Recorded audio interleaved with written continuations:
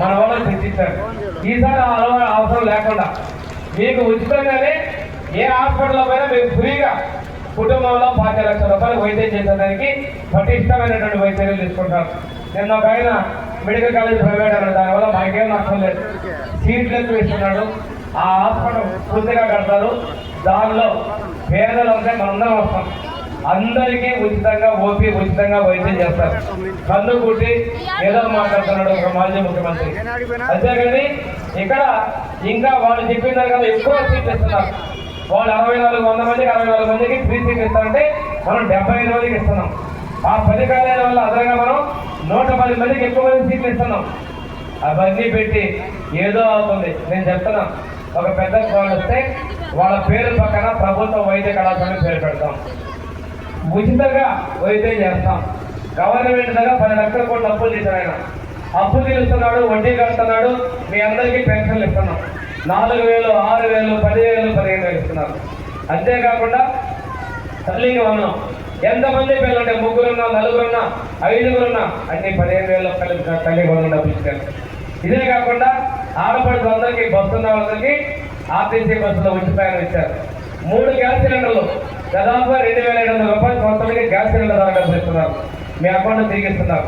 నేను చెప్తున్నా, ఎవరికైనా రాకపోతే రేషన్ డీలర్ ద్వారా మీరు కంప్లైంట్ పెట్టండి, డబ్బులు ఇచ్చేదానికి సిద్ధంగా ఉన్నాం.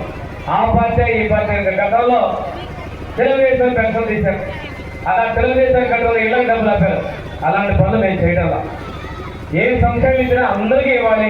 ఒక కులం మతం కాదు, ఆ పార్టీ ఈ పార్టీ కాదు, అందరికీ ఇవ్వాలి. ముఖ్యమంత్రి గారు పేదగా ఉండకూడదని ఉద్దేశం సంస్కారం చేస్తున్నారు. ఇప్పుడే తహసీల్దార్ గారు కూడా చెప్పించారు, కలెక్టర్ గారు ఆర్టీఓ చేత. మన మండలంలో ప్రధానంగా భూములు సమస్యలు ఉన్నాయి. మన మండలమే కాదు, మన దేశంలో సమస్యలు ఎక్కువగా కొనలూరు, మరిపొడి. ఎందుకంటే ఇక్కడ విశాలంగా ఉంటుంది కాబట్టి వాటిలో ఇతరులు అనే దానికి ఇంతవరకే చేయడం ముఖ్యమంత్రి గారు అనుమతి ఇచ్చారు. రెండోది అగ్రిమెంట్లు ఉంటాయి. కొంతమంది అగ్రిమెంట్లు ఉండి పట్టా రిజిస్ట్రేషన్ కాలేదు కాబట్టి ఆన్లైన్ చేయకుండా ఉన్నాయి. దాని పేరు సాదా పరిణామాలని చెప్పేసి దానికి కూడా అనుమతులు ఇచ్చారు. సంక్రాంతి పండుగ తర్వాత ఇలాంటి భూములకు కూడా ఆన్లైన్ చేసేదానికి అవకాశాలు ఇచ్చారు. ఇంకోటి కొన్ని గయాల భూముల్లో కొంతమంది ఉన్నారు. భూమి లేని గయాల భూముల్లో ఉన్నటువంటి వాళ్ళకి శివాయి జమీందారు అనే దానిలో అవకాశం ఉన్నంత వరకే కూడా ఆ తహసీల్దార్ కూడా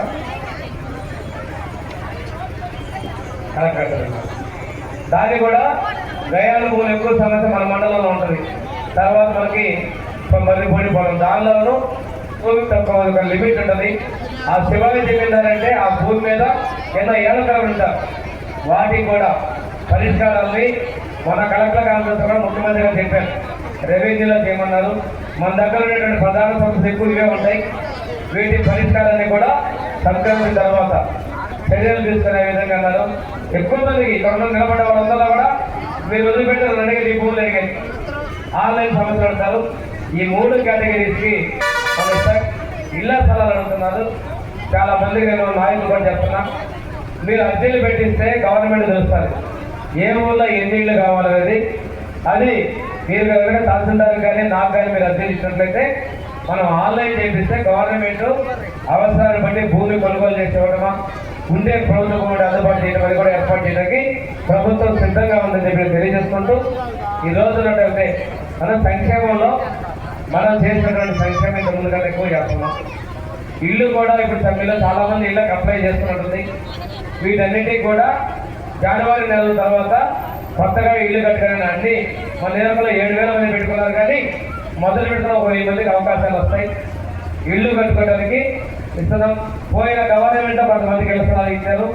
ఇల్లు కట్టుకుంటూనే వాళ్ళు పూర్తి చేసుకోలేకుంటే వాళ్ళకు కూడా అదనంగా 50,000 రూపాయలు ఇచ్చి పూర్తి చేసుకోమని ముఖ్యమంత్రి గారు ఆదేశాలు ఇచ్చారు.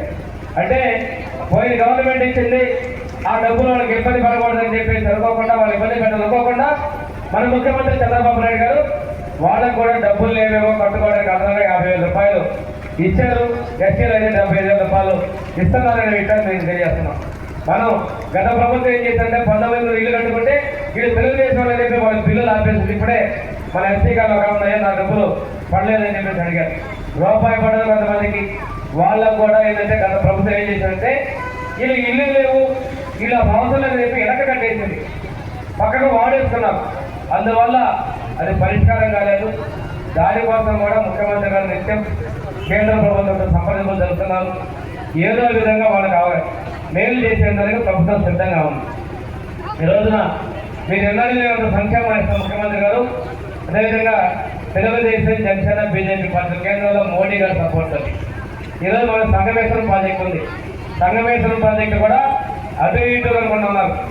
దానికి కూడా మనకు వర్షం వస్తే పరిస్థితి, దానికి కూడా వెలుగొండ నుంచి నీళ్లు కేటాయింపు చేస్తాం.